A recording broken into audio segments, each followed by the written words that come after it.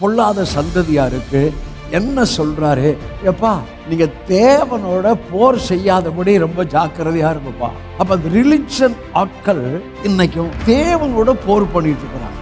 உங்கள் வாயில நீங்க பேசுகிற வார்த்தையில உங்க கனி, ஃப்ரூட்ஸ், ரிசல்ட், மேனிஃபெஸ்டேஷன் உண்டு. ஏனென்றால் உங்கள் நாவின் அதிகாரத்தில் ரெண்டும் உண்டு, ஜீவனும் உண்டு, மரணமும் உண்டு. காலையில இருந்து ராத்திரி வரைக்கும் பேசுகிற வார்த்தையை குறித்து கவனம். Not condemnation. கண்டம்னேஷன் ஆக்கினை, கன்விக்ஷன்னா உணர்வு. உங்களுக்கு எனக்கு அறிக்கை இல்லை, பாவ அறிக்கை இல்லை, தப்பு பண்ணிட்டேன், அந்த அந்த மனஸ்தாபம் இருந்தால நீங்க இறக்கத்தை பெற்றுக்கொண்டு உங்க ஆவியின் அடையாளமே உயிர்த்தெழுதல். ஒரு உயிர்த்தெழுதல் உங்கள் ஆவியில ஏற்கனவே நடந்து விட்டது. உங்கள் ஆவியில இயேசு கிறிஸ்து என் ஆவியில, உங்கள் ஆவியில உயிர்த்தெழுதலும் ஜீவனுமாய் இருக்கிறார் இருக்கிறார் இருக்கிறார். பெருமையா இருந்தா நம்ம சரீரமே பலவீனப்பட்டு போங்களா?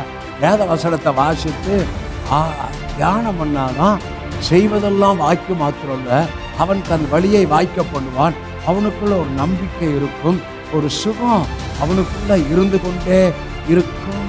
தேவனே தம்முடைய தயவுள்ள சித்தத்தின்படி உங்களின் விருப்பத்தை உண்டு பண்ணுகிறார். இந்த வசனம் என்ன வசனம்? ஜீவ வசனம். இந்த வசனத்துக்குள்ள ஜீவனுடைய, உங்கள் ஜீவனுக்கான பரிபூரணம் இருக்கு. பரலோகம் பூலோகம் முழு குடும்பத்துக்கும் நாமக்காரராகிய இயேசு கிறிஸ்து. அப்ப கிறிஸ்துவின் சந்ததியாகிய நாம் கிறிஸ்துவின் இரத்த சம்பந்தமான தொடர்பு உடையவர்கள்.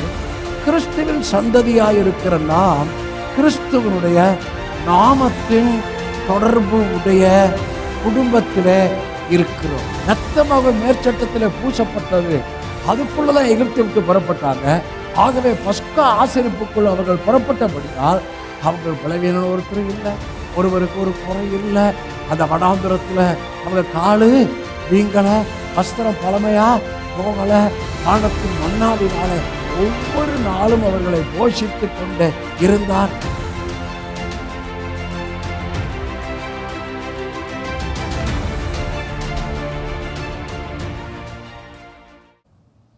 இந்த யூதர்கள் இந்த சீசர்களை சிறையில் போட்டுட்டு மறுபடியும் கொண்டு வந்து அந்த நாமத்தை எவ்வளவும் போதிக்கக்கூடாது, பேசக்கூடாது என்று பயமுறுத்தினார்கள், கட்டளையிட்டார்கள். உடனே கமாலியல் இவன் குரூப்பில் தான் இருந்தான், ஆனால் இவனுக்குள்ள வார்த்தை இருந்துச்சு, கிறிஸ்துவின் வெளிச்சம் இருந்துச்சு. ஆகவே இவங்களெல்லாம் வெளியே போக சொல்லிட்டு இவங்களுக்கு சொல்கிறான். என்ன சொன்னால், ஒரு இந்த கிரியை மனுஷனால் உண்டானால் அது ஒளிந்து போகும், தேவனால் உண்டானால் அது ஒழித்து விட ஒருவனாலும் கூடாது அப்படின்னு சொல்லிட்டு என்ன கன்ஃபார்ம் பண்ணுறாரு. இப்போ இது நடபடிகள் புஸ்தகம்.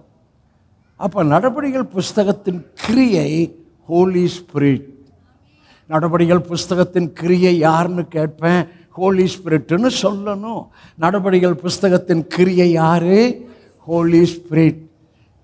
நடபடிகள் புஸ்தகத்தில் டாபிக், அதாவது டாபிக், ஹை டாபிக் ப்ரீச்சிங் யாருன்னா ஜீசஸ் கிரைஸ்ட். அப்போ இவர் ஹோலி ஸ்பிரிட்டில் தான் சொல்கிறாரு இந்த கிரியை. அப்போ நடபடிகள் புஸ்தகத்தில் அப்போஸ்தலர்களை கொண்டு கிரியை ஆரம்பிச்சுட்டார்.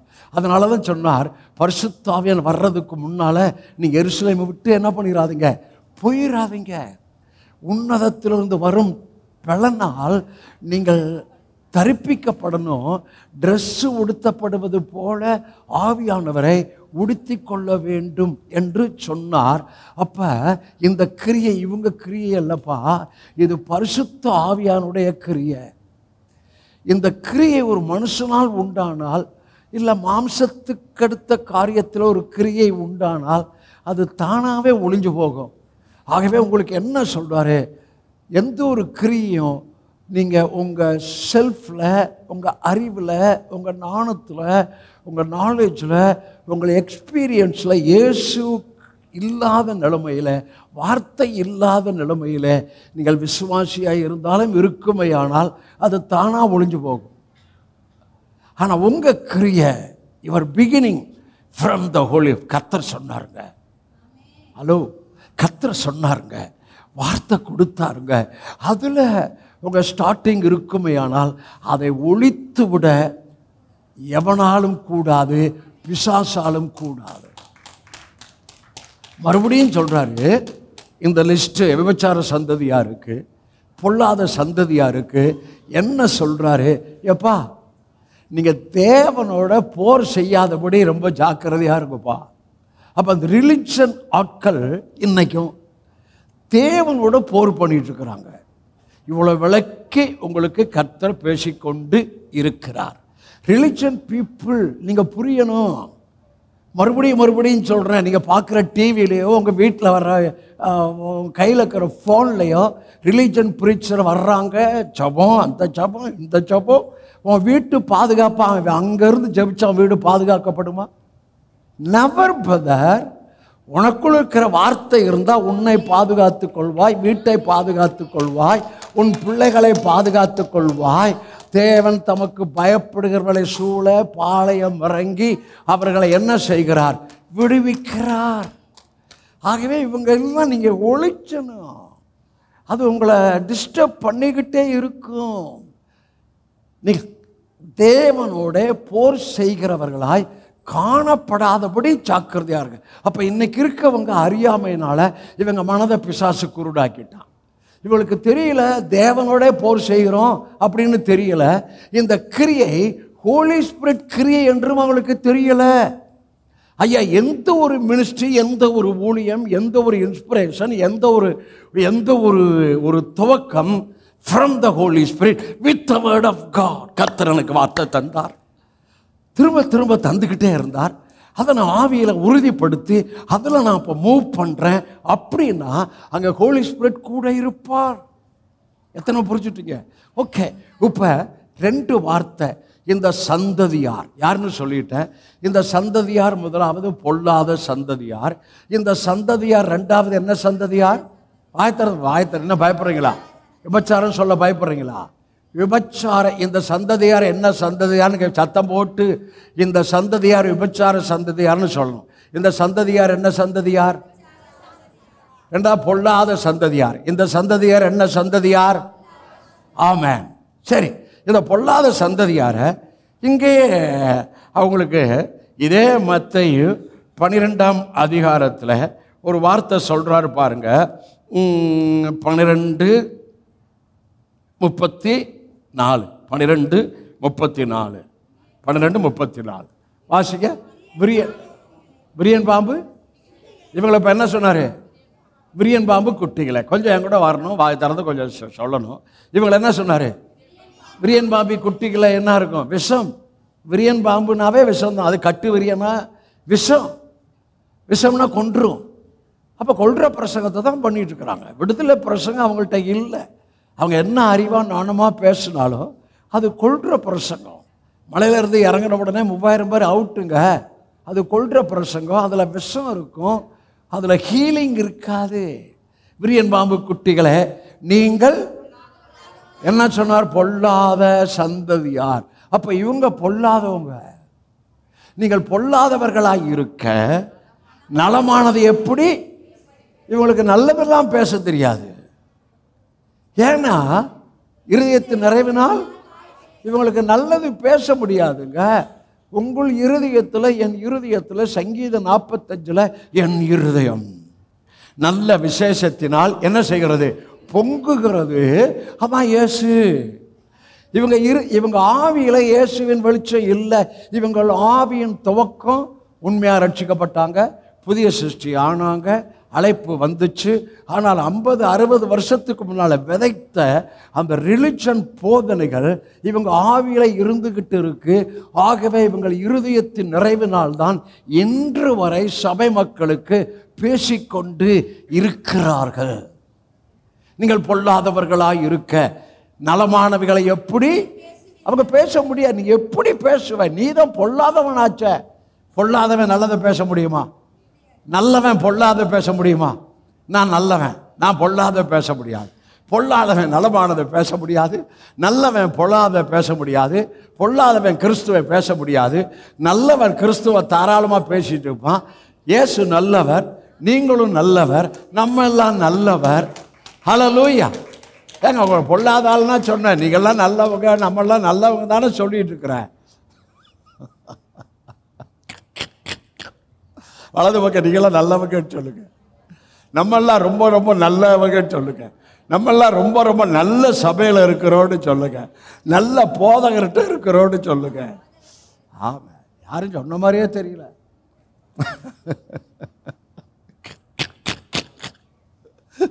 அடுத்த வசனம் நல்ல மனுஷன். இப்போ பாருங்க, நம்மளாம் என்ன மனுஷன்? நம்மளாம் நல்ல மனுஷன், நல்ல மனுஷி. நல்ல மனுஷன் இருதயமாக நல்ல பொக்கிஷத்திலிருந்து நல்லவைகளை, இதில் நல்லதை எடுத்து காட்டுறவன் தான் நல்ல ஊழியக்காரன். நல்லதை எடுத்து காட்டாட்டி அவன் பொல்லாத ஊழியக்காரன், அவன் விபச்சார சந்ததி. நல்ல மனுஷன் தன் இருதயமாகிய நல்ல பொக்கிஷத்திலிருந்து நல்லவைகளை எடுத்து காட்டுகின்றான். பொல்லாத மனுஷன் பொல்லாத பொக்கிஷத்திலிருந்து எதை எடுத்து காட்டுகிறான்? அதான் அவங்க பிரசங்கம். அதை பண்ணிட்டேன், இப்படி பண்ணிட்டேன், தப்பு பண்ணிட்டேன், தண்டா பண்ணிட்டேன், அங்கே ஏன்டா போனேன், அந்த வீட்டுக்குள்ளே ஏன்டா போனேன். அவன் போகிறதுக்கு முன்னால் இவனே போயிடுவான் போல இருக்கு. நல்லவன் தன் இருதயமாகிய நல்ல பொக்கிஷத்திலிருந்து நல்லதை எடுத்து காட்டுகிறான். பொல்லாத மனுஷன் பொல்லாத பொக்கிஷத்திலிருந்து பொல்லாத எடுத்து காட்டுகிறான். சரி, பொல்லாத மனுஷன் அடுத்த வசனம், மனுஷன் பேசும். இதெல்லாம் அவங்களுக்கு தான் சொல்றாரு. எப்பா, மனுஷன் பேசும் வீணான வார்த்தை என்றால் பிரயோஜனமற்ற, கனி இல்லாத, கேட்கிறவர்களுக்கு பக்தி வர்த்தி இல்லாத, கேட்கிறவர்களுக்கு விசுவாசம் உண்டாகாத, கேட்கிறவர்களுக்கு சுகம் உண்டாகாத, கேட்கிறவர்களுக்கு ஒரு தைரியம், நம்பிக்கை, ஆறுதல் உண்டாகாத வார்த்தை தான் வீணான வார்த்தை. மனுஷன் பேசும். இவங்களுக்கு தான் சொன்னார். அந்த டாப்பிக்கு மேலே பார்த்தா இவங்களோட தான் பேசிட்டு இருக்கிறாரு. எப்பா, நீங்கள் பேசும் வீணான வார்த்தைகள் யாவையும் நியாய தீர்ப்பு நாளில், இப்போ இவங்கெல்லாம் பேசிட்டு இருக்கிறாங்களே, இவங்களுக்கு தான் நியாய தீர்ப்பு நாளில் கணக்கு. உங்களுக்கு எனக்கு நியாய தீர்ப்பு இல்லை என்பதை மறுபடியும் சொல்கின்றேன்.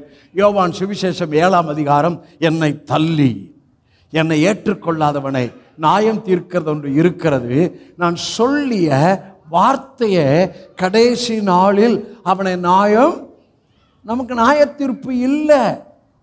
ஆனால் இவங்க பேசின வார்த்தை ஒவ்வொன்றுக்கும் பொல்லாத வார்த்தை, ரிலிஜன் வார்த்தை, பாய்சன் உண்டு பண்ணுகிற வார்த்தை, பயமுறுத்துகிற வார்த்தையை அங்கே இவனை நியாயம் தீர்ப்பார். அடுத்த வசனம், ஏனெனில் உன் வார்த்தையினாலே நீ நீதிமான் என்று தீர்க்கப்படுவாய், அல்லது உன் வார்த்தைகளினாலே குற்றவாளி என்று தீர்க்க. அப்போ நான் என் வார்த்தையினாலே நீதிமான் என்று என்னை தீர்த்து கொள்கின்றேன்.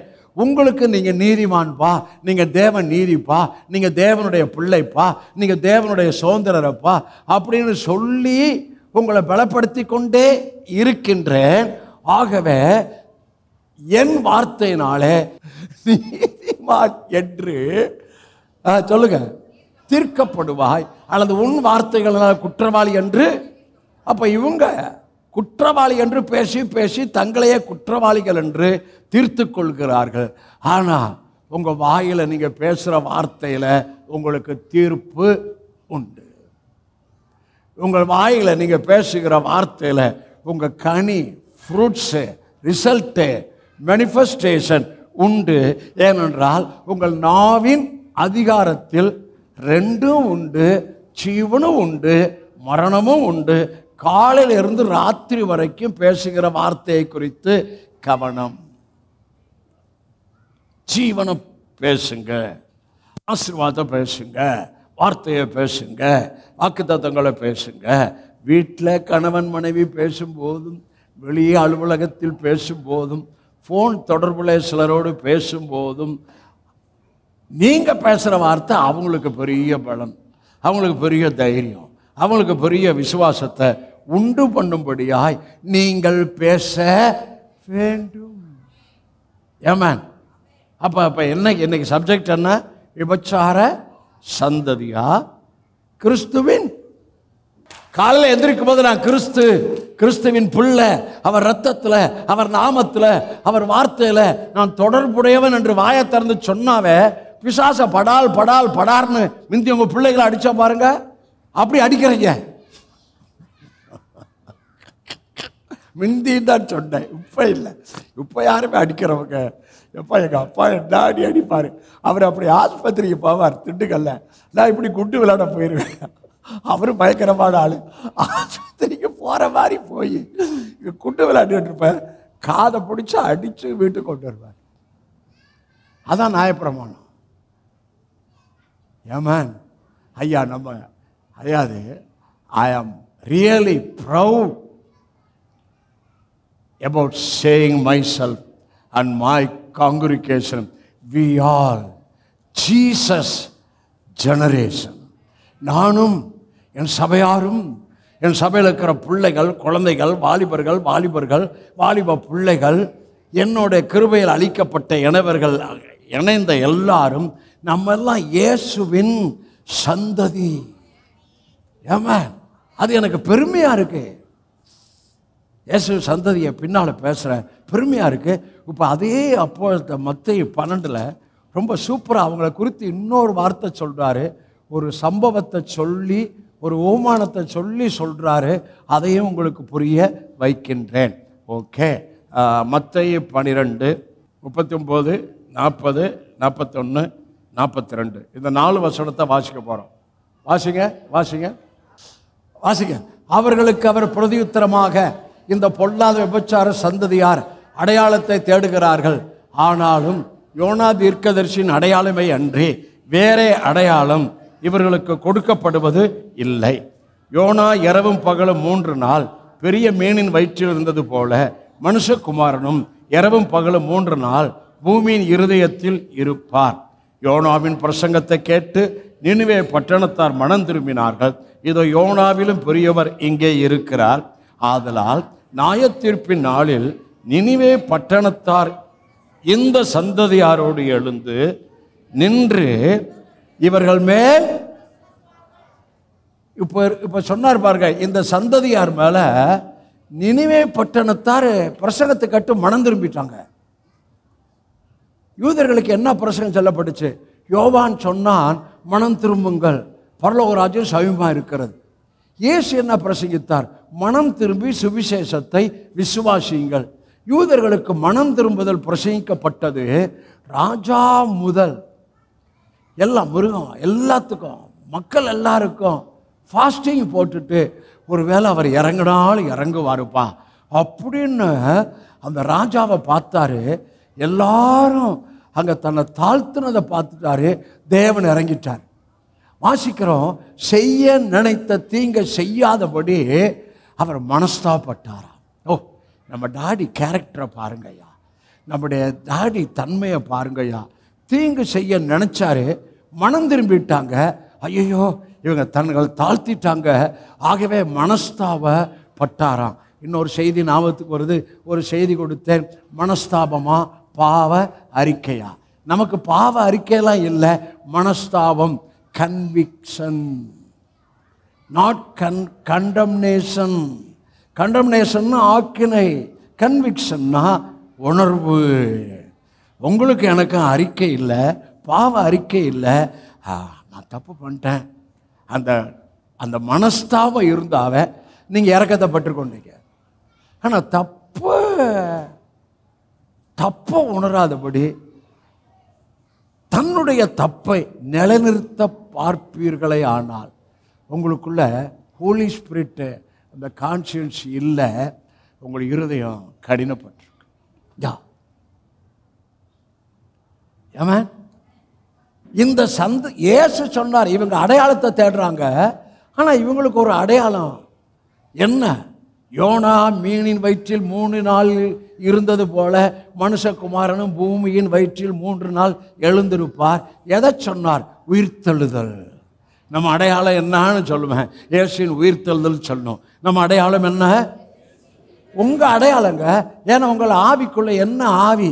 அக்கிரமங்களிலும் பாவங்களிலும் மரித்தவர்களாக இருந்த நம்மை உயிர்ப்பித்தார். என்னுடைய ஆவி உயிர்ப்பிக்கப்பட்டிருக்கிறது. என் ஆவியின் அடையாளமே உயிர்த்தெழுதல். உங்கள் ஆவியின் அடையாளமே உயிர்த்தெழுதல்.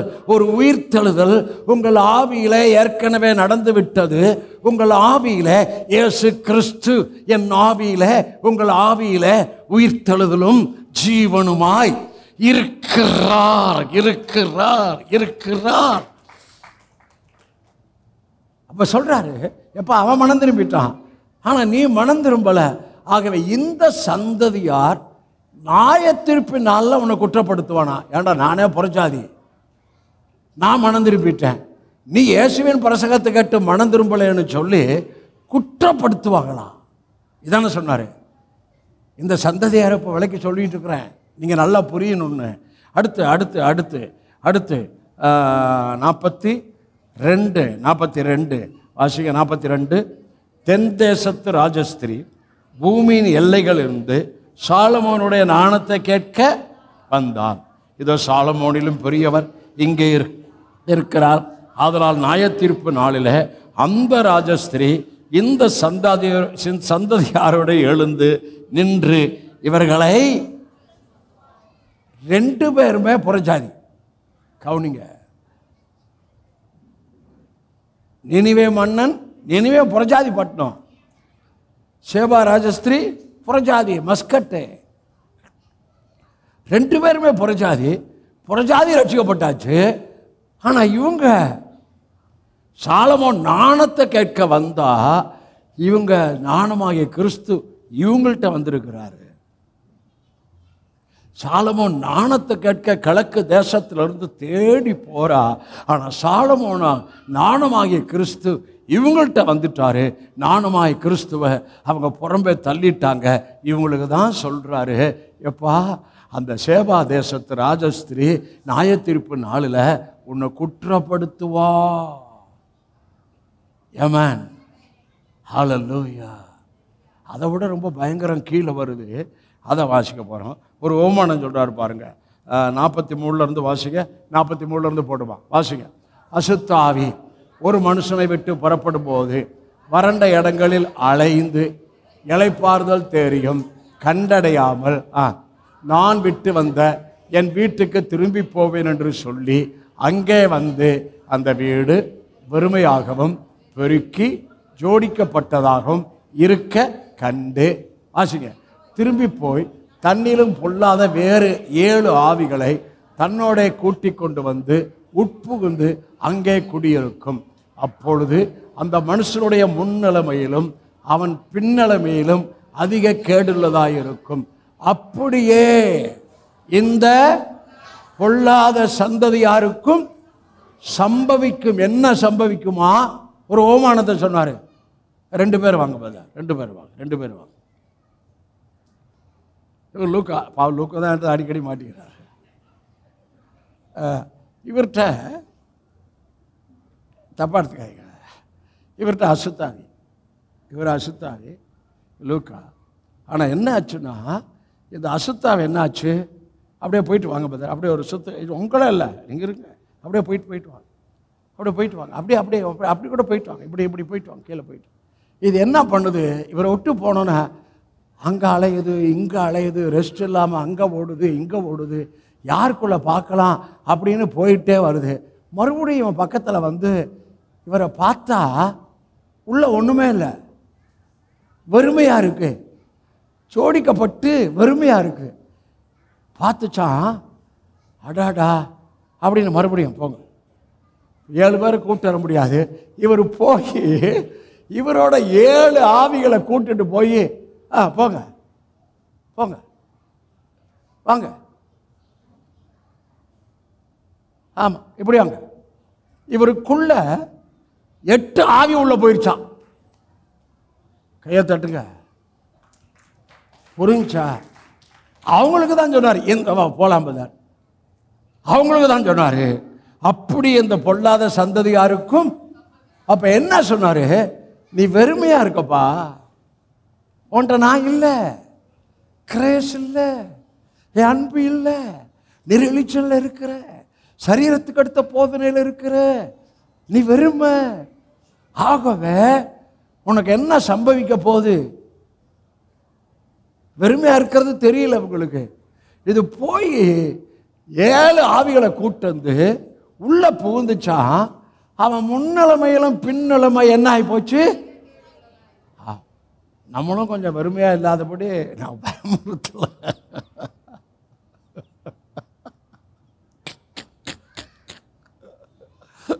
ஒண்ணுமே இல்லாம சும்மா அப்படி எல்லாம் ஞாயிற்றுக்கிழமை நல்ல சேலையை கட்டிக்கிட்டு, நல்ல ட்ரெஸ்ஸை போட்டுக்கிட்டு, நல்ல சூட்டை போட்டுக்கிட்டு, இன்றைக்கி போனால் அடுத்த ஞாயிற்றுக்கிழமை சமைக்க வர்றதோட சரி, ஏதோ கொஞ்சம் பாசித்தமா, ஏதோ கொஞ்சம் டிஸ்கஸ் பண்ணமா, தியானம் பண்ணமா, அப்படியே இல்லாட்டி நீங்கள் வறுமையாக தான் இருக்கிறீங்க. ஆனால் உங்களுக்குள்ள பிசாசு வராது. ஆனால் சுபாவம் வெளிப்படாது. ஹலோ, வெறுமையாக இருந்தால் சுபாவம் வெளிப்படாதையா? வெறுமையாக இருந்தால் விசுவாசம் வராது, வெறுமையாக இருந்தால் தைரியம் வராது. வெறுமையாக இருந்தால் சரி இதோட விட்டுறேன், பாவமாக இருக்கு. வலது பக்கம் இடம் பார்த்துக்கோ, வெறுமையாக இராதிங்கன்னு சொல்லுங்க, வார்த்தையில் நிறைந்திருங்கன்னு சொல்லுங்க, கிருபையில் நிறைந்திருங்கன்னு சொல்லுங்க, ஆவியில் நிறைந்திருங்கன்னு சொல்லுங்க. ஆமாம், நமக்கு அப்படி தான். வறுமையாக இருந்தால் அப்படி நம்ம சரீரமே பலவீனப்பட்டு போங்கய்யா. வேத வசனத்தை வாசித்து தியானம் பண்ணாதான் செய்வதெல்லாம் வாய்க்கு மாத்திரம் இல்லை, அவன் தன் வழியை வாய்க்க பண்ணுவான். அவனுக்குள்ள ஒரு நம்பிக்கை இருக்கும், ஒரு சுகம் அவனுக்குள்ள இருந்து கொண்டே இருக்கும். ஆமென். அப்போ இன்னைக்கு செய்தியின் தலைப்பு விபச்சார சந்ததியா கிறிஸ்துவின்? விபச்சார சந்ததியா கிறிஸ்துவின்? நம்ம அந்த சந்ததி இல்லை. நான் 15 வருஷத்துக்கு முன்னால் கர்த்தரை அப்படியே தூக்கி கொண்டு வந்துட்டார். நான் கிறிஸ்துவின் சந்ததி. 15 வருஷமாக உங்களுக்கு கிரைஸ்டை பேசிகிட்டு இருக்கிறேன், கிருபையை பேசிகிட்டு இருக்கிறேன், வார்த்தையை பேசிகிட்டு இருக்கிறேன். ஒரு மனுஷன் மாற்ற முடியுமா? காவி போட்ட காவியும் ரிலிஜன் தான், ட்ரெஸ்ஸும் ரிலிஜன் தான், செருப்பு போடாமல் நடக்கிறது ரிலிஜன் தான், தாடி வச்சுக்கிறது ரிலிஜன் தான். தாடி அதான் தோற்றத்தினாலே தங்களை மக்களுக்கு காண்பிப்பது ரிலிஜன். எப்படியா மாத்தினாரு? இந்த வார்த்தை வந்துச்சு, கிருபை வந்துச்சு, சத்தியம் வந்துச்சு, ஆத்மாவை குறித்தும் ஆவியை குறித்தும் வெளிச்சம் வந்துச்சுயா. பழையவைகள் ஒளிந்தன, எல்லாம் புதிதாயின. ஆமென். சரி, அப்போஸ்தலர் 2:40 இன்னும் அநேக வார்த்தைகளாலும் சாட்சி கூறி மாறுபாடுள்ள இந்த சந்ததியை விட்டு விலகி உங்களை ரட்சித்துக் கொள்ளுங்கள் என்று. என்ன சந்ததி? யூதர்களுக்கு தான் அவர் பிரசங்கம் பண்றாரு. இது மாறுபாடுள்ள சந்ததிப்பா. இந்த சந்ததி விட்டு விலகினாதான் ரட்சிக்கப்படுவேன். அதனால தான் சொல்றேன், அவன் செய்தியை கேட்காத, அவன் பிரேயரை நீ மற்றவங்களுக்கு அனுப்பாத, அவன் செய்தியை போடாதேன்னு சொல்றேன். அது மாறுபாடான சந்ததி. ஏன்னா அந்த சந்ததியில் இருக்கிற வரைக்கும் உங்களுக்கு ஏற்கனவே மத்தேயு 12 காமிச்சிட்டேன், தெளிவாக காமிச்சிட்டேன். இதெல்லாம் கர்த்தர் கொடுக்குற செய்தி. மாறுபாடுள்ள சந்ததி விட்டு விலகுனாதான் உனக்கு ரட்சிப்பு. அவங்களோட கொஞ்சம் உராசிக்கிட்டு அவங்களோட கொஞ்சம் கனெக்ஷன் வச்சுக்கிட்டு இருந்தா கழுதை தேஞ்சு கட்டெரும்பு ஆன மாதிரி உன்னுடைய ஆவிக்குரிய வளர்ச்சியும் உன்னுடைய விசுவாசமும் அது பெரிய அளவு உனக்கு வளர்ச்சியை உண்டு பண்ணாது. ஆமென். சரி, அடுத்த வசனம் ரொம்ப சூப்பராக இருக்கும் பாருங்க. அவருடைய வார்த்தையை சொல்லுங்க. இப்போ என்ன பண்ணுங்க? பேதுருவின் வார்த்தையை. அப்போ நீங்கள் வார்த்தை வரும்போது என்ன செய்யணும்? ஏற்றுக்கொள்ளணும், கீழ்ப்படியணும். வார்த்தை வரும்போது வார்த்தையை சந்தோஷமாக ஏற்றுக்கொள்ளணும், வார்த்தைக்கு கீழ்ப்படியணும். எப்பா பாஸ்டர் அடிக்கடி பேசுகிறாரு, ஆனால் இன்னைக்கு இப்படி பேசுவார், நான் எதிர்பார்க்கலப்பா அப்படின்னு இந்த வார்த்தையை ஏற்றுக்கொண்டு சந்தோஷமாக ஏற்றுக்கொண்டு அந்த விசுவாசிக்கும் பங்கேது, தேவனுடைய பிள்ளைக்கும் பேலியாளுக்கும் இசைவேது, அப்புறம் கிறிஸ்துவுக்கும் பேலியாளுக்கும் இசைவேது. அந்நிய நுகம் அவிசுவாசி, அவங்க அவிசுவாசி. அவளுடன் ஐக்கியப்படாதிருப்பாயாக.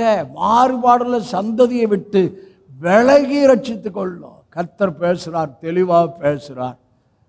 தூரமாறு, கவனமாறு, வார்த்தையில் வாழ, வார்த்தைக்கு கீழ்ப்படிய, வார்த்தையை சந்தோஷமாக ஏற்றுக்கொள்ள, வார்த்தையை கனப்படுத்த கற்றுக்கொள், உன்னை கனப்படுத்துவார். ஆமென். ஓகே, பிலிப்பியர் 2ஆம் அதிகாரம் 13, 14, 15. பிலிப்பியர் 2, 13, 14, 15 வாசிப்போம். இதை பார்த்து வாசிங்க. ஏனெனில் தேவனே தம்முடைய தயவுள்ள சித்தத்தின்படி விருப்பத்தையும் செய்கையும் உங்களில் உண்டாக்கினாரா, உண்டாக்குறவரா இருக்கிறாரா? அவர் வேலை பண்ணிக்கிட்டே இருக்கிறார். அதே பிலிப்பியர் 1:5 உங்களில் நற்கிரியை துவங்கினவர். இங்க சொல்லுகிறார், தேவனே தம்முடைய தயவுள்ள சித்தத்தின்படி உங்களில் விருப்பத்தை உண்டு பண்ணுகிறார். இந்த வார்த்தையை கொண்டு விருப்பத்தை உண்டு பண்ணுகிறார். விருப்பத்தையும் செய்கையையும் உங்களுக்குள் உண்டாக்குறவராய் இருக்கிறார். ஒரு காட்ஸ் மூவ், ஒரு காட்ஸ் டச், ஒரு காட்ஸ் இன்ஸ்பிரேஷன், ஒரு காட்ஸ் ஆஸ்பிரேஷன் உங்களுக்குள்ள இருந்துக்கிட்டே இருக்கு. அதான் அவர் விரும்புகிறார். அதாங்க ஹையர் லைஃப், அதாங்க அப்போஸ்தலர்கள், அதனாங்க தீர்க்கதரிசிகள். நீங்களும் அப்படி தான் இருக்கணும். அதை புரிஞ்சுக்குங்க. இருக்கிறார். ஓகே, அடுத்த வருஷம் போடுமா. நெக்ஸ்ட் இதை பார்த்து வாசிக்க. நான் வீணாக ஓடினதும் வீணாக பிரயாசப்பட்டதும் என்ற மகிழ்ச்சி கிறிஸ்துவின் நாளில் எனக்கு உண்டாயிருப்பதற்கு ஜீவ வசனத்தை பிடித்து கொண்டு உலகத்தில் சுடர்களை போல பிரகாசிக்கிற நீங்கள். இப்போ நம்மளை யாருன்னு சொல்கிறாரு பாருங்க. நமக்கு என்ன ஆலோசனை சொல்றாரு? நான் வீணாக ஓடினதும் வீணாக பிரயாசப்பட்டதும் இல்லை என்கிற மகிழ்ச்சி கிறிஸ்துவின் நாளில் எனக்கு உண்டாயிருப்பதற்கு. என்ன ஸ்ட்ராங்காக எழுதுறாரு ஐயா. கிறிஸ்துவின் நாளில் உங்களுக்கு ஒரு நிச்சயம் இருக்கணும். நான் வீணாக ஓடலை, வீணாக பிரயாசப்படலை. என் ஓட்டத்தில் அவர் இருந்தார், என் பிரயாசத்தில் அவர் இருந்தார். கர்த்தர் வீட்டை கட்டாலும் பிரயாசம், நான் பிரயாசம் எடுக்கலை, ஆனால் நான் செய்கிறதெல்லாம் அவர் இருந்தார். அப்படி இருக்கணும்.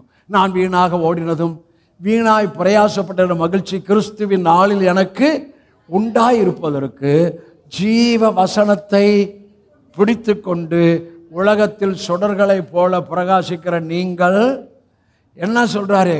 இந்த வசனத்தை பிடிக்கணுன்றார். இந்த வசனம் என்ன வசனம்? ஜீவ வசனம். இந்த வசனத்துக்குள்ள ஜீவன் இருக்கு. இந்த வசனத்துக்குள்ள ஜீவனுடைய உங்கள் ஜீவனுக்கான பரிபூரணம் இருக்கு. இயேசுதான் ஜீவன். இயேசு உங்களுக்கு ஜீவன் உண்டாக அந்த ஜீவன் பரிபூர்ணப்பட வந்தார். ஆகவே ஜீவ வசனத்தை பிடித்து கொண்டு உலகத்தில் சுடர்களை போல பிரகாசிக்கிற, அப்பதான் பிரகாசிக்க முடியும். நீங்கள் அடுத்து பவுல் சொல்றார் பாருங்க. அடுத்து போடுமா. கோணலும் மாறுபாடான அவரு விலகுங்கள்னாரு பேதுரு. இவங்க நடுவில் நம்ம எப்படி இருக்கணும்னு சொல்றாரு. கோணலும் மாறுபாடான இந்த சந்ததியின் நடுவிலே குற்றமற்றவர்களும் கபடற்றவர்களும் தேவனுடைய மாசற்ற பிள்ளைகளாய் இருக்கும்படிக்கு. நெக்ஸ்ட், எல்லாவற்றையும் முறுமுறுப்பில்லாமலும் தர்க்கிப்பில்லாமலும். எதை செஞ்சாலும் முறுமுறுக்காதீங்க. எதை பண்ணாலும் ஆர்குமெண்ட். சில பேருக்கு ஆவியே ஒரு ஆர்குமெண்ட் ஆவி தான். சில மனைவி ஆர்குமெண்ட் பண்ணிக்கிட்டே இருப்பாள், சில புருஷன். ஆனால் அது மனுஷங்க உங்களுக்கு சொல்கிறது கஷ்டமாக இருக்குது. ரொம்ப ஆர்குமெண்ட்டு பண்ணாதீங்க. 2 பேருக்கும் சேர்த்தே சொல்கிறேன், ஆனால் உங்களுக்கு ரொம்ப சொல்கிறேன். ரொம்ப ஆர்குமெண்ட் வந்தாவே ஆவி போயிடும் தெரியுமா. அமைதியாக இருக்க அவனும் அமைதியாகிடுவான். நீங்கள் பேச பேச அவனையும் பேச வச்சு, நீங்கள் பேச பேச அவனுக்கு கொதிப்பு, ரத்த கொதிப்புலாம் வந்து எல்லாவற்றையும் முறுமுறுப்பில்லாமலும் தர்க்கிப்பில்லாமலும். முறுமுறுக்காதீங்க. தோத்திரையா சில சமயம் என்ன ஆண்டவரே, அது கூட சின்ன முறுமுறுப்பு தான். ஆனால் தோத்திரம் ஆண்டவா தோத்திரப்பா, நீங்கள் நல்லவரப்பா. பிரச்சனை வருது நல்லவரப்பா, தேவை வருது நல்லவரப்பா, பிரச்சனை வருது, நல்லா வருதுப்பா. ஆஃபீஸில் சில பேர் உங்களை பரிசுத்தப்படுத்துறதுக்குன்னே சில பேர் வச்சுருப்பார். நீ என்ன பண்ணுற? அவனை ரட்சின்ற இல்லை, உன்னை பரிசுத்தப்படுத்துகிறார் அவனை வச்சு. நீ பாட்டுக்கு தோத்திரம் பண்ணு, முறுமுறுக்காத. வீட்டில் அம்மா இந்த ஹெவி வெயிட்டோடு வருவாங்க. ஏன்னா அவன் அங்கே ரொம்ப டேஞ்சர் பண்ணிட்டான். அந்த அம்மா இந்த வெயிட்டோட வீட்டில் பிள்ளைகளோட முறுமுறுப்பு, புருஷனோட முறுமுறுப்பு, ஆவியே போச்சு. ஐயா முறுமுறுப்பு வேணும், மனமகிழ்ச்சி ஔஷதம். ஆகவே கோணலும் மாறுபாடான சந்ததி நடுவில் தான் நாம் இருக்கிறோம். ஆகவே எல்லாவற்றையும் முறுமுறுப்பில்லாமலும் தர்க்கிப்பில்லாமலும் என்ன பண்ணணுமா? செய்யணுமா? கிச்சனில் நீங்கள் முறுமுறுக்கிற முறுக்கு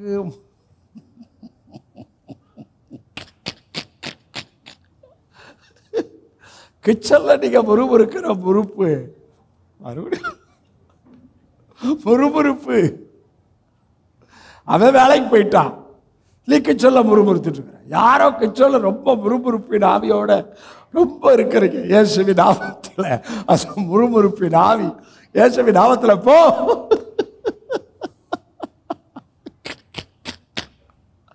கோடலும் மாறுபாடான சந்ததி நடுவில் தான் நம்ம இருக்கிறோம். அது பெரிய கூட்டம், நம்ம சின்ன கூட்டம். அது 98%, நம்ம 2%. அவன் நடுவில் தான் நீ பிரகாசிக்கணுன்றாரு. அவன் நடுவில் தான் இப்போ ஒரு வார்த்தை வருது, அவன் நடுவில் நம்ம ஹைலைட் பண்ணி காமிக்க போகிறாரு. அவன் நடுவில் மார்ட்டின் எல்ஷடாய கிருபைன்னு சொல்கிறான். என்னமோ ட்ரெஸ் எல்லாம் மாற்றிக்கிட்டான், பின் வாங்கி போட்டான். இவனுக்கு வாழ்வை பாரு, சூட்டு கோட்டு எல்லாம் போட்டுக்கிட்டு அவன் பாட்டுக்கு பரிசா முடியும். இவளுக்கு அற்படுக்க வாழ் வந்துச்சான், கொடை பிடிச்சாலாம், அந்த கதையை அவன் இருக்கிறான். அப்படிலாம் அவங்க சொல்லுவாங்க. அவங்க நடுவில் உங்களை என்னை ஹைலைட் பண்ணி காமிக்க போகிறார், உயர்த்தி காண்பிக்க போகிறார், மேன்மைப்படுத்தி காண்பிக்க போகிறார். ஏன்னா நீங்கள் அவர் வார்த்தைக்காக இருந்தீங்க. இந்த சத்தியத்தில் நம்ம சபை 9 பாஸ்டர்ஸ் போயிட்டாங்க. நல்லவங்க தான், அவங்க தான் என்கிட்ட விசுவாசியாக இருந்தவங்க. 9 பாஸ்டர் போயிட்டாங்க. கிருபை. நீங்கள் தானே அது பயங்கரமான ஆட்கள், நம்ம பெத்த கோஷாக்கள் பயங்கரமான. நீங்கள் தானே எங்களுக்கு இப்படிலாம் பரிசம் கற்றுக் கொடுத்தா நம்ம மேலே போட்டாங்க. சரிப்பா, தோத்திரப்பா, போயிட்டாங்கப்பா. பவானி போயிருந்தேன். பவானிக்கு சாயங்காலம் கூட்டம் பேசணும். சாயங்காலம் கூட்டம் பேசணுன்னா மத்தியானம் சாப்பிட்டுட்டு இருக்கிறோம், ஒரு ஃபோன் வருது. அந்த மார்ட்டின் எல்ஷடாய நீங்கள் வீட்டுக்கு அனுப்பிச்சிடணும், சாயங்காலம் பேசக்கூடாது. சாயங்காலம் பேசினா போலீஸோடு வருவோம் அப்படின்னு ஃபோன் பண்ணுறாரு ஒருத்தர், ரொம்ப நல்லவர். ஏன்னா அப்போ அந்த எலெக்ஷன் டைம், அது 4 வருஷம் ஆச்சு. அப்போ இந்த ராகுல் காந்தியை குறித்து இவங்க தான் வெற்றி அடைவாங்க, இவங்கெல்லாம் தோல்வி அடைஞ்சிருவாங்க அப்படின்னு நான் டெக்ளரேஷன் பண்ணியிருந்தேன். அதை வச்சுக்கிட்டு நாங்கள் போலீஸ் ஸ்டேஷனுக்கு போய் போலீஸோடு வருவோம், கூட்டத்தை நிப்பாட்டணும். எப்படி இவங்க எப்படி கிருபை வெளிச்சம் இல்லை, மனதை குருடாக்கிருச்சு. சாயங்காலம் நான் பேசினேன். அப்புறம் இன்னைக்கு கூட அனுப்பிச்சிடணுன்னாங்க. இல்லை, நாளைக்கும் பேசுகிறேன். நாளைக்கு பேசக்கூடாது, நாளைக்கும் பேசிட்டு வந்துட்டேன். இவங்கள சொல்கிறேன், இவங்க நடுவில் என்னை ஹைலைட் பண்ணி காமிக்க போகிறார். இதான் தாவீது சொல்கிறான், சத்துருக்களுக்கு முன்னாடி பந்தி ஆயத்தப்படுத்தி என் தலை எண்ணெயால் அபிஷேகம் பண்ணுகிறீர், என் பாத்திரம் நிரம்பி வழிகிறது. ஜீவனுள்ள உங்களே ஹைலைட் பண்ணி காமிக்க போகிறார். உங்களை யார் அற்பமாக நினச்சாங்களோ, ஏழமாக நினச்சாங்களோ, அவ்வளவுதான் அப்படின்னு சொன்னவங்க, எப்பா என்னடா அவ்வளவுதான் நினச்சோம், அவன் பாட்டுக்கு எங்கெங்கேயோ மேலே போயிட்டுருக்கிறானா அப்படின்னு சொல்ல போகிறாங்க. இது உங்களையும் என்னையும் நம்முடைய வம்சத்தையும் நம்முடைய பிள்ளைகளையும் ஹைலைட் பண்ணி என் மகன் என் மகள் என்று உயர்த்தி டாடி காண்பிக்க போகிறார். உங்களை டாடி மகிமைப்படுத்த போகிறார்.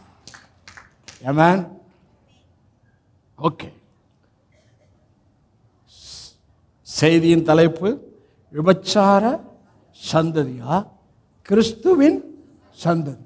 நம்ம கிறிஸ்துவின் சந்ததி. ஆமென். அப்ப கிறிஸ்துவின் சந்ததியில்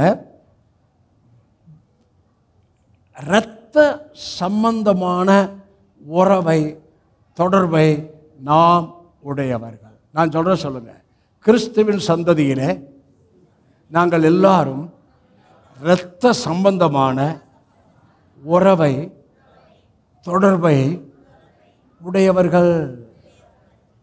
ஒரு வசனம் சொல்கிறேன், பரலோகத்துக்கும் பூலோகத்துக்கும், பரலோகம் பூலோக முழு குடும்பத்துக்கும் நாமக்காரராகிய இயேசு கிறிஸ்து. அப்போ கிறிஸ்துவின் சந்ததியாகிய நாம் கிறிஸ்துவின் இரத்த சம்பந்தமான தொடர்பு உடையவர்கள். கிறிஸ்துவின் சந்ததியாயிருக்கிற நாம் கிறிஸ்துவனுடைய நாமத்தின் தொடர்பு உடைய குடும்பத்தில் இருக்கிறோம். அந்த வசனம் வாசித்து காமிச்சாதான் உங்களுக்கு புரியும். எபேசியர் 3ஆம் அதிகாரம், எபேசியர் 3ஆம் அதிகாரம், எபேசியர் 3 14 15 14 15 எபேசியர் 3 14 15 வாசிக்க. இதை நிமித்தம் நான் பரலோகத்திலும் பூலோகத்திலும் உள்ள முழு குடும்பத்துக்கும் நாமக்காரராகிய நம்முடைய கர்த்தராகிய இயேசு கிறிஸ்து போதும். பரலோகத்துக்கும் பூலோகத்துக்கும் முழு குடும்பத்துக்கும் நாமக்காரர் இயேசு கிறிஸ்து. அப்போ பரலோகத்துக்கிற குடும்பம் முற்பிதாக்கள், அப்புறம் கர்த்தருக்குள் மரித்தவங்க அவங்க. பூலோகத்திற்கிற குடும்பம் ரிலிஜன் கிடையாது. கிறிஸ்துவின் ரத்தத்தில், பால்ஸ் ரெவலேஷனில் சம்பந்தமுடையவர்கள் தான் குடும்பம்னு சொல்கிறாரு. அவங்களாம் குடும்பத்துக்குள்ளே வரல. ஏனென்றால் அவங்க அந்த ரிலிஜனுக்குள் இருந்து வந்தவர்களை பவுல் என்ன அதெல்லாம் பேச ரொம்ப டைம் வரும். ரிலிஜனுக்குள் இருந்து வந்தவர்களை பவுல் கலாத்தியரில் என்னவா எழுதுகிறார்? 2 பிள்ளைகள் பிறந்தார்கள். ஒன்று ஆகாருக்கு பிறந்த பிள்ளை, ஒன்று சாராளுக்கு பிறந்த பிள்ளை. ஆகாருக்கு பிறந்த பிள்ளை மாம்சத்தின்படியான பிள்ளை, சாராளுக்கு பிறந்த பிள்ளை வாக்குத்தத்தத்தின்படியான பிள்ளை. அப்போ நம்மெல்லாம் எந்த பிள்ளைகள்? வாக்குத்தத்தத்தின் படியான பிள்ளைகள். அந்த வாக்குத்தத்தம் என்ன தெரியுமா? கிறிஸ்து. அதே கலாத்தியர் உங்களுக்கு டீச் பண்ணுறேன். இப்போ கிறிஸ்துவின் சந்ததியை குறித்து உங்களுக்கு புரியும் இல்லையா? கலாத்தியர் 3:16, கலாத்தியர் 3:16 போடும் வாசிங்க. ஆபிரகாமுக்கும் அவனுடைய சந்ததிக்கும் வாக்குத்தத்தங்கள் பண்ணப்பட்டன, சந்ததிகளுக்கு என்று அநேகரை குறித்து சொல்லாமல் உன் சந்ததி என்று ஒருவரை குறித்து சொல்லி இருக்கிறார். அந்த சந்ததி கிறிஸ்து. இப்படியா சொல்லணும்? அந்த சந்ததி, இந்த சந்ததி தான் வாக்குத்தத்தங்களோடு இணைந்த சந்ததி. இவங்க மாதம் வாக்குத்தத்தம் பேசினாலும், புது வருஷ வாக்குத்தத்தம் பேசினாலும், இவங்க வாக்குத்தத்தத்தின் சந்ததி வேதம் சொல்லலை, டூப்ளிகேட். ஆமென். நம்ம கிறிஸ்துவின் சந்ததி. அப்போ கிறிஸ்துவின் சந்ததி இயேசுவின் இரத்த சம்பந்த தொடர்பு உடையவர்கள். கிறிஸ்துவின் சந்ததி இயேசுவின் நாமத்தோட தொடர்பு உடையவர்கள். ஆமென்.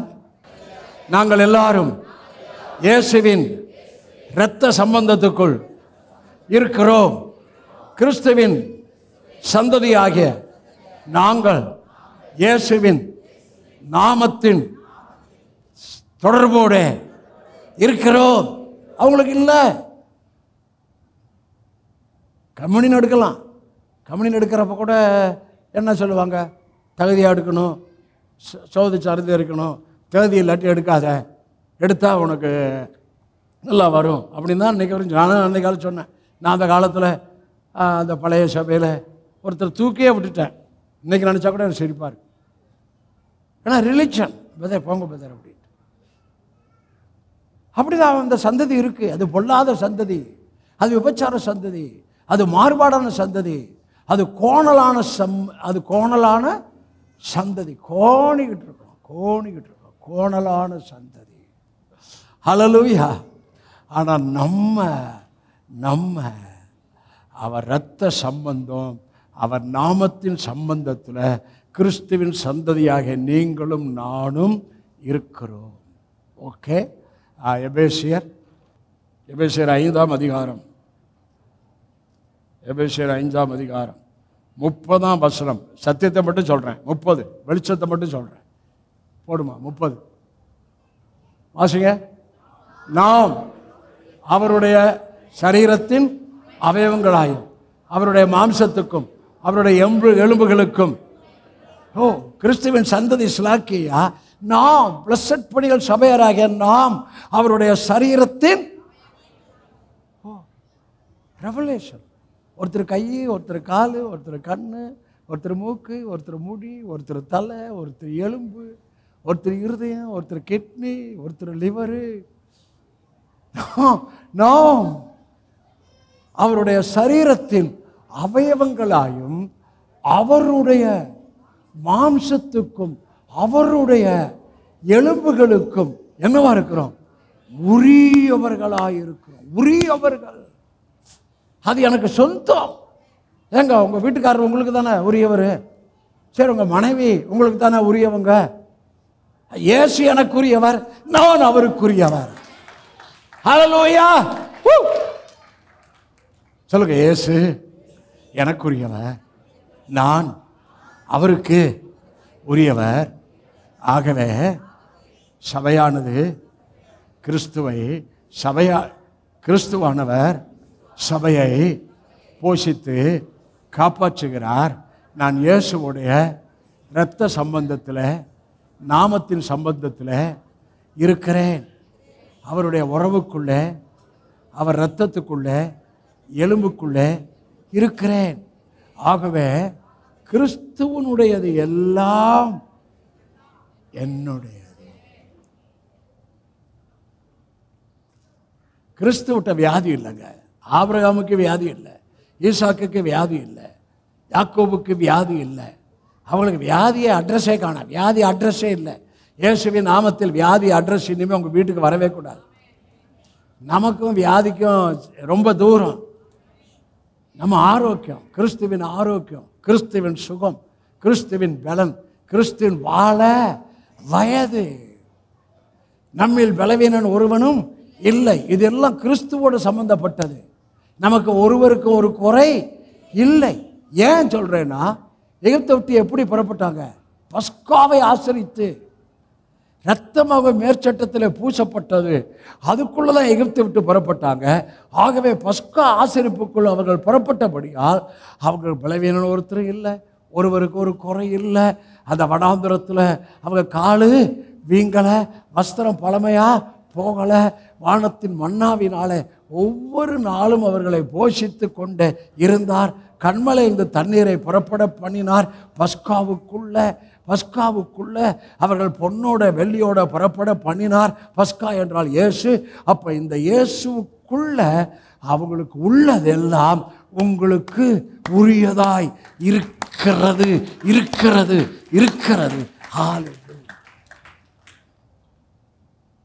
3 வசனத்தை கிரைஸ்ட குறித்து 3 வசனத்தை காமிச்சு நான் முடிக்கிறேன்.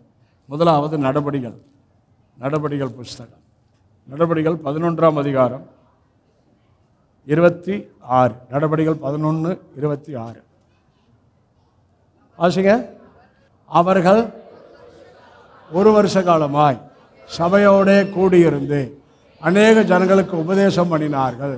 முதல் அந்தியோகியாவிலே சீசர்களுக்கு கிறிஸ்தவர்கள் என்கிற பெயர் கிறிஸ்டோஸ், மூல பாஷையில் அதனுடைய அர்த்தம் கிரைஸ்ட் லைக், கிறிஸ்து போல. அது காரணம் என்ன தெரியுமா? மறுபடியும் வாசிங்க. அவர்கள் 1 வருஷ காலமாய் சபையோட கூடியிருந்து அநேக ஜனங்களுக்கு அவங்க எதை உபதேசம் பண்ணாங்க? நியூ டெஸ்ட்மெண்ட், இயேசுவின் போதனை, ஆவியனுடைய பிரீச்சிங், அதை உபதேசம் பண்ணாங்க. அந்த உபதேசம் அவர்களை கிரைஸ்ட் லைக், கிறிஸ்துவை போல. நம்மெல்லாம் கிறிஸ்துவை போல. உபதேசம்தான் கிறிஸ்துவை போல மாற்றும். மலை பிரசங்கம் கிறிஸ்துவை போல மாற்றும். ஆவியானவர் தான் நம்மை கிறிஸ்துவை போல மறுரூபப்படுத்துவார். அவர்கள் கிறிஸ்து போல. வலது பக்கம் இடவரை பார்த்துருங்க, கிறிஸ்து போலனுங்க. சொல்லுங்க மறுபடியும், நீங்க கிறிஸ்து போலனுங்க. 1 கிறிஸ்து போல.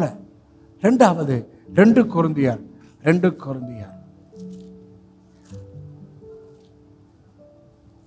6ஆம் அதிகாரம் 2 கொரிந்தியர் 6:15. 2 கொரிந்தியர் 6:15. 2 கொரிந்தியர் 6:15 வாசிங்க. கிறிஸ்துவுக்கும் வேலியாளுக்கும் அப்ப பவுல் சபை விசுவாசிகளை என்ன எழுதுகிறார்? கிறிஸ்து. பவுல் சபை விசுவாசி என்ன எழுதுகிறார்? சொல்லுங்க சொல்லுங்க. கிறிஸ்து. நம்மள யாரு? நீங்கள யாரு? ஆமென். டெய்லி நான் கிறிஸ்து, நான் கிறிஸ்து, நான் கடவுள், நான் அவர் போல, நான் தான் அவர், அவர் தான் நான். அதில் ஜெபமே முடிஞ்சிருச்சு, போதும். அன்னைக்கு முழுது ஒரு தெம்பாக இருப்பீங்க, சரீரத்தில் பலன்லாம் வரும். ஏமா முதல்ல கிறிஸ்து போல, அடுத்தது கிறிஸ்து, அடுத்தது கலாத்தியர் 3:27. கலாத்தியர் 3:27 வாசி. ஏனெனில் வாசிங்க. ஏனெனில் உங்களில் கிறிஸ்துவுக்குள்ளாக ஞான ஸ்நானம் பெற்றவர்கள் எத்தனை பேரோ அத்தனை பேர் கிறிஸ்துவை. நம்ம எல்லாம் எதை தரித்து கொண்டோம்? ஞான ஸ்நானம் எடுத்த போது கிறிஸ்துவை. ஞான ஸ்நானம் எடுத்த போது கிறிஸ்துவை. முதலாவது நான் கிறிஸ்து, பவுல் சொல்லுகிறார். இரண்டாவது கிறிஸ்து போல நடபடிகள் புஸ்தகத்தில். மூணாவது நான் கிறிஸ்துவை தரித்து கொண்டேன். ஹல்லேலூயா. இந்த வார்த்தை நமக்குள்ள பேலன்ஸ் செய்வதாக. கொலோசியர் 3:11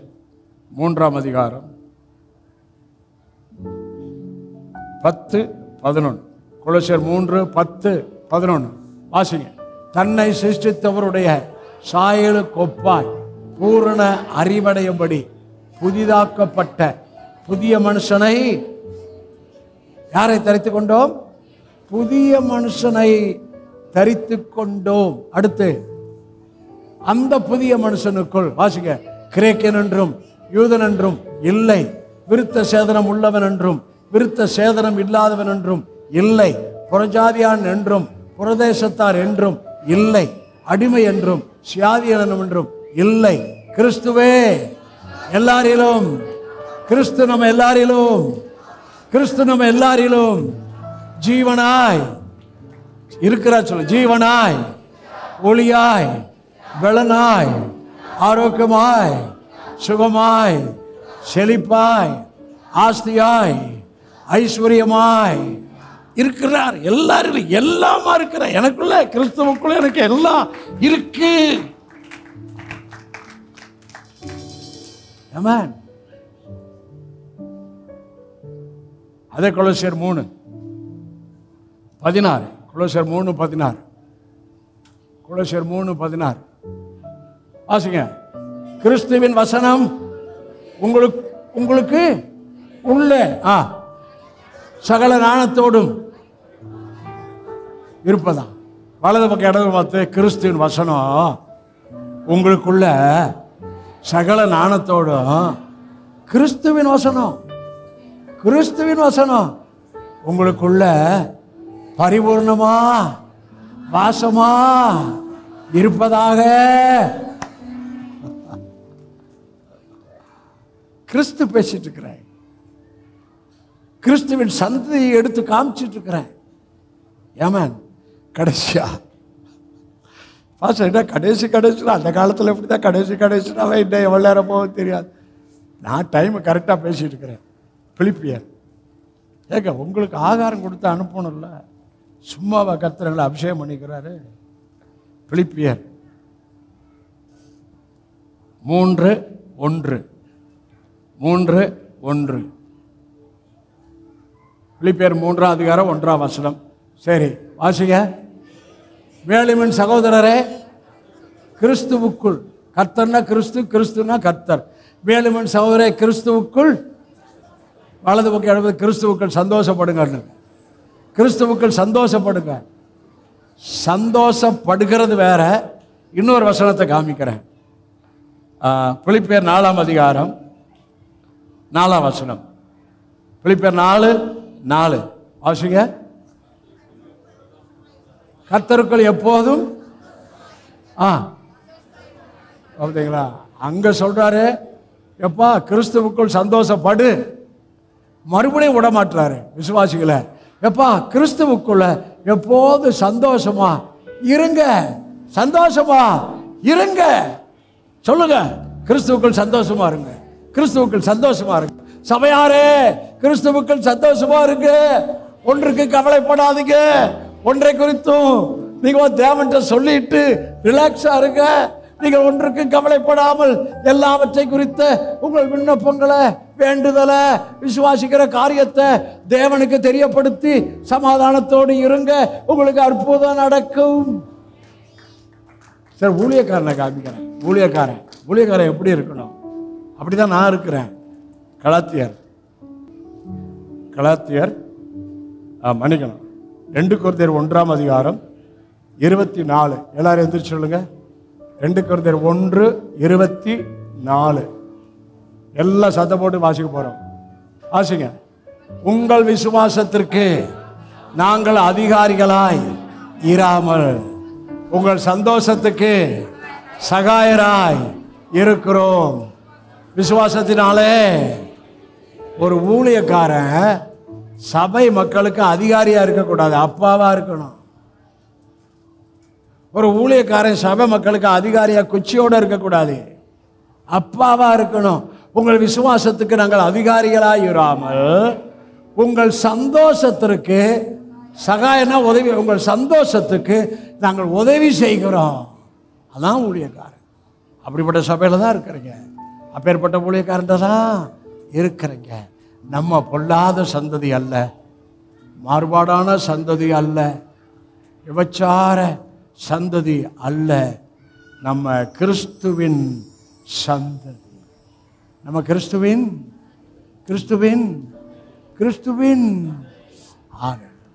பிதா, குமாரன், பரிசுத்தாவின் நாமத்தில் கிறிஸ்துவின் சந்ததியாரே, அவர் இரத்த சம்பந்தமான தொடர்பு உடையவர்களே, அவர் நாமத்தில் தொடர்பு உடையவர்களே, அவர் சரீரத்தில் இணைக்கப்பட்டவர்களே, அவருடைய மாம்சத்துக்கும் எலும்புகளுக்கும் உரியவர்களாய் இருக்கிறவர்களே, உங்களை நான் பிளஸ் பண்றேன். உங்களுக்கு நான் சொல்லுகிற சின்ன ஆலோசனை, நீங்கள் கிறிஸ்து போல, நீங்கள் கிறிஸ்துவை தரித்துக் கொண்டீர்கள். கிறிஸ்து உங்கள் எல்லாரிலும் எல்லாவுமாய் இருக்கிறார். கிறிஸ்துவின் வசனம் உங்களுக்குள் பரிபூர்ணமாய் வாசமாய் இருப்பது. கடைசியில் சொன்னது சந்தோஷமா இருங்க. சந்தோஷம். ஒருத்தரை பார்த்து முகத்தை பார்த்து சிரிங்க. சந்தோஷமா இருக்கிறதுக்கு அடையாளமே சிரிப்பு தான். ஏன்னா சிரிக்க மாட்டீங்க, சீரியஸா இருக்கிறீங்க. பார்த்து சிரிக்கிறீங்களா? ஏய் ஏய் ஏய் ஏய் என்னங்க சிரிக்க மாட்டீங்க? ஹலோ பாய்ஸ், கேர்ள்ஸ் எல்லாம் சிரிங்க. Brother, sisters, all families, laugh. Let us laugh in the name of Jesus. ஏய் ஏய் ஏய். ஒருத்தர் பாட்டு பாடாரு, வில்சன். நான் அதை பாடல. சந்தோஷமாயிருக்க, எப்போது சந்தோஷமாயிருக்கு. இல்ல, பிதா குமாரன் பரிசுத்த நாமத்தில் எங்கள் மக்களுக்குள்ள இந்த ஆசீர்வாதத்தை பேசுறேன், ஜீவனை பேசுறேன், கிருபையை பேசுறேன், ஆசீர்வாதத்தை பேசுறேன், புதையல் பேசுறேன். ஹலோ புதையல். நீங்க வீட்டுல போய் யதார்த்தமா புடவையெல்லாம் அடுக்க போறீங்க, உள்ள இருந்து வரும்போது புதையல். திடீர்னு வெளியே இருந்து உங்களுக்கு புதையல்லாவே சடுதியா நடக்கிறது, எதிர்பாராம நடக்கிறது. உங்களுக்கு புதையல் வரப்போகுது. எத்தனை பேர் விசுவாசிக்கிறீங்க? பிதா குமாரன் பரிசுத்த ஆவியின் நாமத்தில் இந்த செய்தியை உங்களுக்கு ஆசீர்வதிக்கிறேன். இயேசுவின் நாமத்தில் நல்ல பிதாவே. ஆமென், ஆமென், ஆமென்.